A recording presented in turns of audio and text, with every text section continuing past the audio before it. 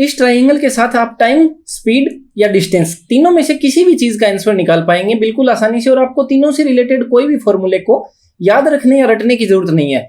जैसे देखिए, मान लीजिए आपको स्पीड निकालनी है, डिस्टेंस निकालनी है, टाइम निकालनी है, और आपको ये ट्राइंगल ध्यान में है DST, तो आप इसके साथ कैसे आसानी से तीनों में से कोई भी चीज निकाल पाएंगे। देखिए, जैसे एक एक करके सीखते हैं। जैसे मान लीजिए आपको डिस्टेंस निकालनी है, आपको स्पीड और टाइम दोनों चीजें दी गई हैं, डिस्टेंस निकालनी है। अब देखिए, डिस्टेंस इज इक्वल टू, मान लीजिए ये ट्राइंगल आपको ध्यान में है DST। अब S और T बराबर में लिखे हुए हैं, तो यानी कि अगर बराबर में लिखा हुआ है तो मल्टीपल का साइन आएगा, यानी कि स्पीड को मल्टीप्लाई करेंगे अपन टाइम के साथ तो डिस्टेंस अपनी आ जाएगी। अगर बराबर में लिखे हुए हैं तो मल्टीप्लाई करेंगे, अगर ऊपर नीचे लिखे हुए हैं तो वहां पर बटा का साइन आ जाएगा।